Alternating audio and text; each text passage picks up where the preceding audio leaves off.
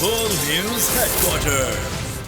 السلام علیکم، بول نیوز ہیڈ کوارٹرز میں خوش آمدید۔ میں ہوں رافع مرزا۔ میں ہوں آپ کے ساتھ رمشا ساجد۔ ہیڈ لائنز آپ نے جانی، ٹاپ سٹوریز میں آج آپ جان سکیں گے۔ بلدیاتی انتخابات کا دنگل، کپتان کا بڑا اعلان، عوام پر ٹیکسز کی بھرمار، اور جاسوسی کی کوشش ناکام۔ اور یہاں آپ کو بتائیں کہ چیئرمین تحریک انصاف عمران خان آج لاہور کا دورہ کریں گے۔ کپتان لاہور کے 4 حلقوں میں کنونشن اور جلسوں سے خطاب سمیت پارٹی رہنماؤں سے ملاقاتیں بھی کریں گے۔ کپتان ضمنی انتخابات میں پارٹی پوزیشن سمیت دیگر پہلوؤں پر بھی بات چیت کریں گے۔ عمران خان لاہور کے حلقہ پی پی 168، 67، 67، 170 اور 158 میں انتخابی مہم چلائیں گے۔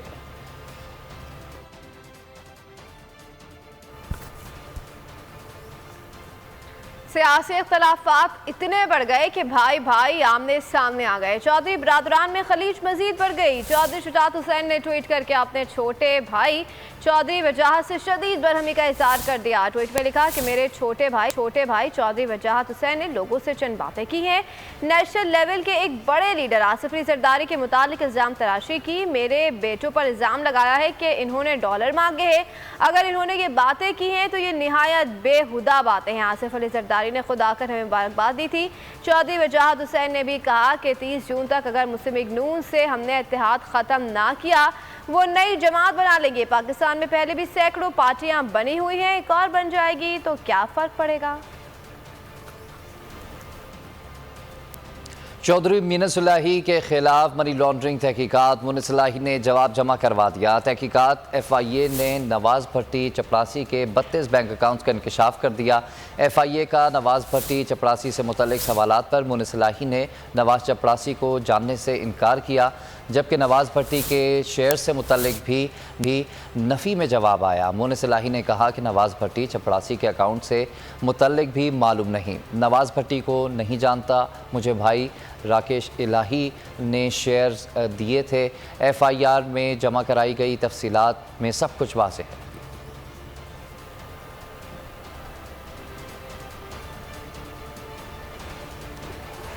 گول کی خبر کا اثر، بیوروکریسی کی جانب سے عوام کا پیسہ لٹانے کا معاملہ سندھ اسمبلی جا پہنچا۔ این آئی سی وی ڈی سفید ہاتھی بن گیا۔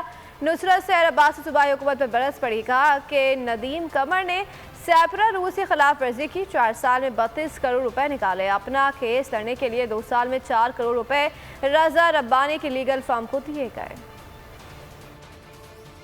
کرپشن کے خلاف بول، بے قاعدگیوں کے خلاف۔ قومی ادارہ برائے امراض قلب کا مالیاتی اسکینڈل بے نقاب۔ ندیم قمر نے تنخواہوں اور مراد کی مد میں 4 سال میں 32 کروڑ نکالے۔ ڈی جی آڈٹ سندھ کی جو رپورٹ ہے اس نے سارا جو ہے وہ کچا چٹا جو ہے وہ کھول دیا ہے۔ این آئی سی وی ڈی کے اعلیٰ افسر ندیم قمر نے جو ہے وہ تنخواہ مراد کی مد میں جو ہے وہ 4 سال میں 32 کروڑ روپے جو ہے وہ نکالے۔ یہ تھی وہ خبر جو بول نے کی تھی نشر، پھر معاملہ جا پہنچا سندھ اسمبلی کے اندر۔ نصرت پھٹ پڑی سندھ حکومت پر۔ جو کچھ بول نے بتایا وہی سب نصرت سحر نے سندھ اسمبلی میں پڑھ کر سنایا۔ ڈی جی آڈٹ سندھ کی جو رپورٹ ہے اس نے سارا جو ہے وہ کچا چٹا جو ہے وہ کھول دیا ہے۔ این آئی سی وی ڈی کے اعلیٰ افسر ندیم قمر نے جو ہے وہ تنخواہ مراد کی مد میں جو ہے وہ 4 سال میں 32 کروڑ روپے جو ہے وہ نکالے۔ بس میں یہ بتانا چاہ رہی ہوں تاکہ عوام کو پتہ چلے کہ جو ان کے لیے بار بار کہا جاتا ہے کہ یہ وہ ادارہ ہے جس نے غریب عوام کے لیے، یہ غریب عوام کے لیے نہیں ہے۔ سنیے، تنخواہوں اور مراد کی مد میں 4 سال میں 32 کروڑ روپے نکال لیے ندیم قمر صاحب نے۔ اللہ میرے مولا۔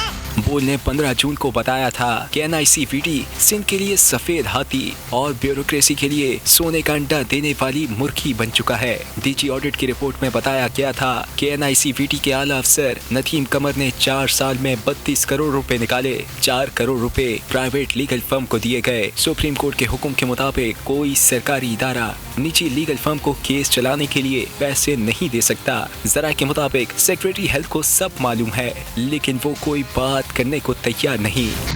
सारा झगड़ा ही एनआरओ का था। अगर एनआरओ देना होता इमरान खान आज भी हुकूमत में होते। साबिक स्पीकर असद कैसर की बोल के प्रोग्राम नेशनल डिबेट में बातचीत। कहा मौलाना फजलुर रहमान ने असम्बली को जाली कहा था, लेकिन उसी असम्बली से बेटे को वजीर बनवाया। खुद सदर भी बनना चाहते हैं। बोले जब तक सियासी जमातों में जमहूरियत नहीं आएगी मुल्क आगे नहीं बढ़ेगा। लेकिन हमारा जो अक्सरियत का मौक़िफ़ ये है कि इस गवर्नमेंट की कोई कानूनी हैसियत नहीं है और इसकी बुनियादी वजह यह है कि ये एक बैरूनी साजिश और मुदाखलत की बुनियाद पर ये बनी है। साजिश और क्या होती है कि आपका जो रेजोल्यूशन है अदम एतमाद का वो 8 तारीख को पेश होता है और 7 को वो कहता है कि अगर अदम एतमाद के ज़रिए ये हुकूमत घर चली जाती है तो फिर आपको माफ़ किया जाएगा। बिल्कुल क्लियर साजिश थी, क्लियर मुदाखलत थी। मैंने सारा पढ़ लिया, जो असम्बली में मैंने सबके सामने रखा, मैंने लेटर लहराया, फिर मैंने चूँकि उस वक्त मैंने डिज़ाइन दिया तो जो मेरे पास जो डिप्टी स्पीकर था उसने वो लेटर भेज दिया चीफ जस्टिस को। फौरी इलेक्शन करवाएं, फेयर एंड फ्री इलेक्शन हो जिसके ऊपर किसी को इतराज़ न हो और ये मुल्क जो है ना सही क़यादत के हवाले करे। जो लीडरशिप आएगी वो या फिर उसके पास ये अथॉरिटी होगी, अखलाकी जवाज़ होगी कि वो मुल्क के लिए बेहतर फैसले कर सके। साइफर आया था लेकिन किसी में इतनी हिम्मत ही नहीं कि तहकीकात करे। मरासला झूठा है तो 2-3 दिन तक इसको छुपाने की कोशिश क्यों की गई। बाबर अवान ने इम्पोर्टेड हुकूमत के मौक़िफ़ पर सवालात उठा दिए। कहा कि मुदाखलत हुई है तो इस चीज़ में कोई शक नहीं कि PDM और पीपल्स पार्टी इसकी बेनिफिशरीज़ हैं। बोल के प्रोग्राम तब्दीली में बातचीत करते हुए बाबर अवान ने मज़ीद क्या कहा, आइए आपको दिखाते। कोई साजिश भी नहीं थी तो फिर क्यों पहले 2-3 दिन उस पर पर्दा डालने की कोशिश की गई कि कुछ भी नहीं आया। जो शहबाज शरीफ का TT केस है वो भी 9A के ज़ुमरे में आता है। जब आप फॉरेन एविडेंस इस्तेमाल नहीं कर सकते और पब्लिक एट लार्ज चीट नहीं हुई, सिर्फ पाकिस्तान का ख़जाना ही तो लूटा है ना, ये उसको भी उन्होंने उड़ाया उसके एक ज़िमनी अमेंडमेंट के ज़रिए से। और फिर जो सेक्शन 23 है वो कमाल हो गया है, जिसे आप कह रहे थे ना सारी दुनिया माफ़ नहीं करेगी, ये तो अल्लाह भी माफ़ नहीं करेगा कि चोरी का माल ट्रायल के दौरान बेचने की इजाज़त है। जो पाकिस्तान का कानून है उसमें से मनी लॉन्ड्रिंग का जुर्म निकल गया। अब गंदे पैसे, काले पैसे, डर्टी पैसे वो नैब का जुर्म ही नहीं रहा। 2 साबिक वज़ीर आज़म जिसको 8माए वज़ीर आज़म कहते हैं वो 2 वो हैं और एक साबिक सदर है, उनको फ़ायदा देने के लिए 3 जगह अमेंडमेंट की गई हैं और स्पेसिफिक केस सामने रख के ये सारी अमेंडमेंट्स जो हैं वो डिज़ाइन की गई। कहते जी हम मुश्किल फैसले, पहला मुश्किल फैसला ये है लूटे हुए पैसे वापस करवाओ ना, जिसके भी हैं। आज वो चलती हुई पाकिस्तान की मैशत उसके ऊपर खुदकुश हमला हुआ है PDM की तरफ से, जिसके ज़रिए से उन्होंने सुपर करप्ट रिजीम ने सुपर टैक्स लगाया है। यास्मीन राशिद कहती हैं कि तहरीक अदम एतमाद के बाद इम्पोर्टेड हुकूमत में शामिल जमातों के चेहरे सबके सामने आ गए। इमरान खान की मकबूलियत रूज पे है। लोटे हलकों में जाते हैं तो चोर चोर के नारे लगते हैं। 20 हलकों में तहरीक इंसाफ कामयाबी हासिल करेगी। 17 जुलाई को बताएंगे कि ये मुल्क किसी बैरूनी ताकत का गुलाम नहीं, अवाम आज़ाद है। PP 170 में कॉर्नर मीटिंग से खिताब करते हुए कहा कि तहरीक इंसाफ ने अवाम के लिए पॉलिसीज़ बनाई है। इम्पोर्टेड हुकूमत ने 2.5 माह में मुल्क का हशर नशर कर दिया। हाल इस वक्त पाकिस्तान का ये जो हुकूमत आई है, इम्पोर्टेड हुकूमत, जो उसने 2.5 महीने के अंदर जो हशर नशर कर दिया और ये सारी कीमतें बढ़ा के और रोजाना मजाक उड़ाया जाता है इस कौम का। मैं तो हैरान ही हो गई। एहसन साहब ने जब फरमाया आप चाय कम करके, वो लोग उन्होंने अपनी ज़मीर बेचे, वो लोटे बन के दूसरी तरफ जाके खड़े। क्या इज्जत है। मैंने अभी सुना था कि हमारे जो बागड़ियाँ गए थे तो वहाँ लोगों ने उनको लोटा लोटा कह के दबा दिया, चोर चोर भी कर।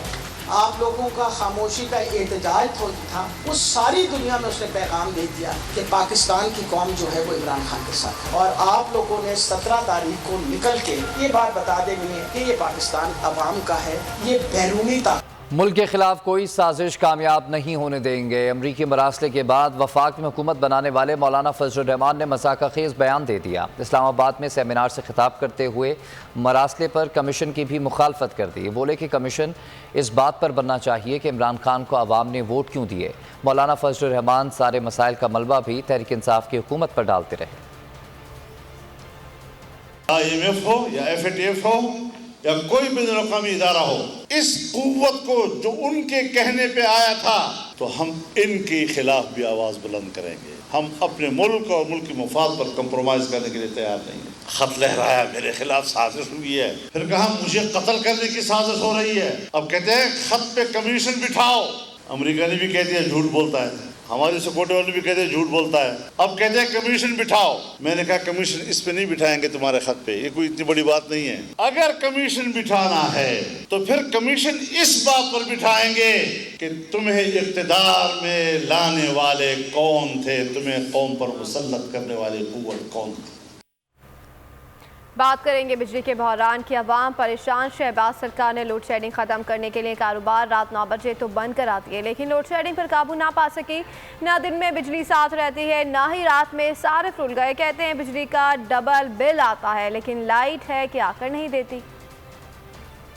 शहरी कायद हो या शहरी इक़्तिदार, लोड शेडिंग से अवाम हो गए ख्वार। दिन हो या रात बिजली कम ही रहती है साथ। शहर कायद के मुख्तलिफ इलाकों में के इलेक्ट्रिक की जानिब से गैर एलानी लोड शेडिंग का दौरानिया 15 घंटों तक बढ़ा दिया गया। अभी दिन में 3 टाइम जा रही थी, अब दिन में 4 टाइम लाइट जा रही है। कस्टमर दुकानदार भी बेजार हो जाता है परचेजिंग करने से या सेल करने से। हैदराबाद की सूरत हाल भी कुछ मुख्तलिफ नहीं। शहरी 14 घंटे की लोड शेडिंग से तंग आ गए हैं। दिन में सूरज घर से निकलने नहीं देता तो रात भर बिजली सोने नहीं देती। पहले कम से कम ही होता, 2 घंटे के लिए जाती थी, 4 घंटे के लिए जाती थी, तो कोई प्रॉब्लम की बात नहीं। अब तो ये सूरत हाल है कि 12-12 घंटे लाइट चली जाती है। हमारे जनरेटर भी बेकार हो गए, जनरेटर भी कब तक चलाएं, यूपीएस भी कब तक चलाएं। इस्लामाबाद में 4 घंटे से ज्यादा की लोड शेडिंग, अवाम बिलबिला उठे। पंजाब हुकूमत के बिजली के लोड मैनेजमेंट के लिए मार्केट्स जल्द बंद करवाने के बावजूद लाहौर में लोड शेडिंग का सिलसिला जारी है। लेस्को रीजन का शॉर्टफॉल 700 मेगावाट तक जा पहुंचा। मुल्क में बिजली का बहरान शिद्दत इख्तियार करता जा रहा है। बिजली की किल्लत 5625 मेगावाट जबकि तलब 27000 मेगावाट तक पहुँच गई है।